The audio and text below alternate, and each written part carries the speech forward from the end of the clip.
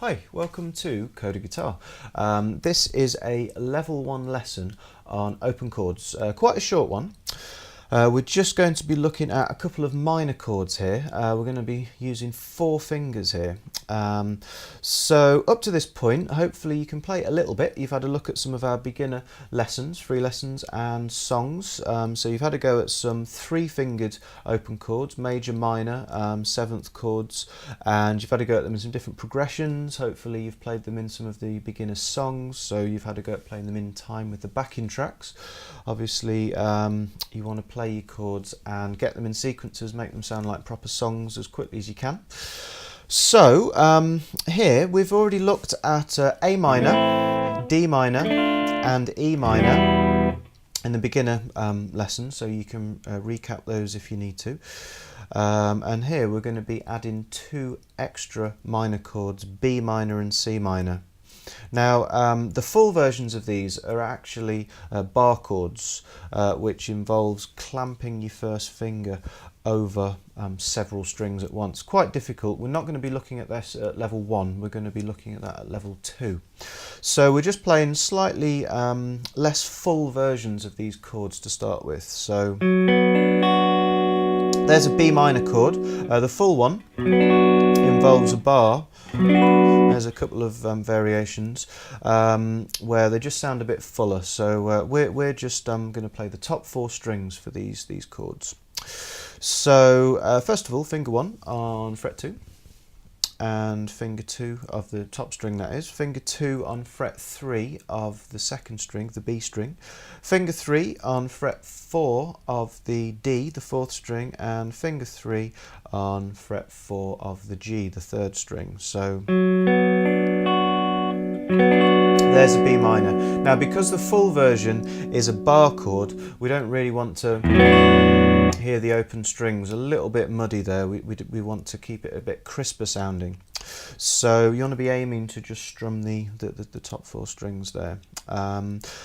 So very quick recap. Hopefully you're doing this anyway through all of that fantastic learning you've done at beginner level, but try to just use the tips of your fingers, obviously, when you're fretting the chords, but also don't push down too close to the nail, because you're going to be interfering with strings underneath. I'm just too close to the nail on my first finger there, so I can do that and it sounds alright. I'm now clearing that, but it's a little bit on the awkward side. It's pretty nasty stretch there, so all I'm going to do, instead of moving my whole hand round, literally just reposition my finger, and straight away I'm sure that looks a lot more relaxed. I'm not having to reach around in an awkward fashion. Just reposition my finger, tiny movement. Don't bend the string up like that though, because that just sounds pretty nasty.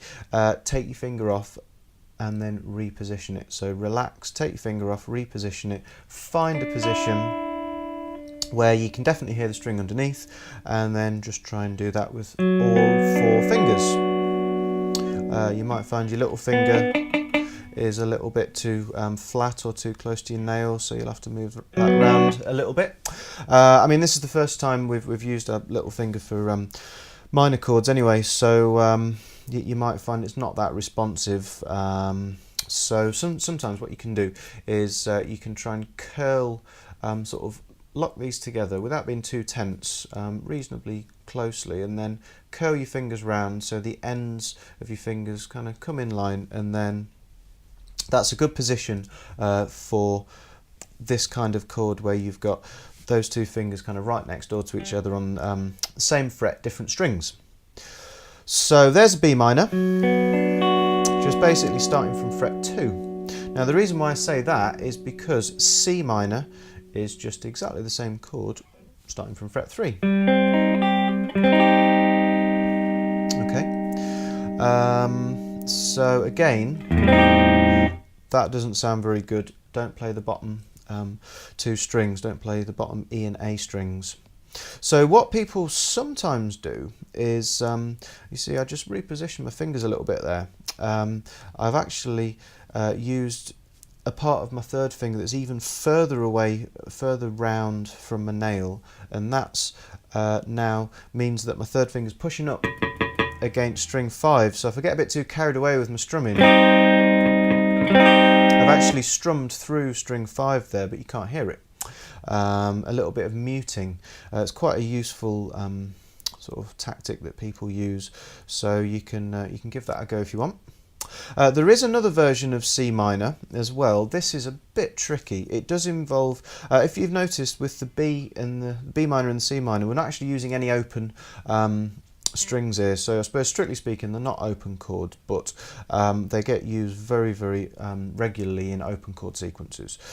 Another C minor which does use one open string is this one. A little bit on the awkward side. It's a bit of a stretch there, so you might find that this one is easier to play.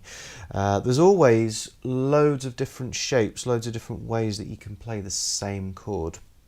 So with this one, the other C minor, it was basically fret 3 on the A string with your little finger, I think. If you've got quite a long reach, you could try using your third finger, but there's no way I'm going to make that. So I'm using my little finger, and then I'm on fret 1 of the D of the 4th string, open string 3, and then you got to somehow kind of tuck your second finger in there. Okay, so it's a bit of a nasty stretch. So if you can manage that, that's fine, you can play that, but otherwise stick with this one. With this other C minor, you don't want to play top E as well, because we've actually got what we call an E flat note in that chord. So if we play an E flat and an E together, that's sounding pretty nasty. So there's a couple of minor chords. You can combine any of these in chord sequences along with other chords that you know. Have a look at some of the other free lessons on strumming patterns and chord changing at level 1. Recap the beginner lessons. You can have a look at some of the level 1 songs. So beginner acoustic, sorry, level 1 acoustic, level 1 melodic rock, level 1 classic rock, and also level 1 indie. They all contain a load of open chords with strumming patterns, so it's always good to put these chords into sequences so you feel like you're playing proper music as quickly as possible, basically. So that's it. I hope you enjoyed the lesson, and we'll see you here again soon on Coded Guitar.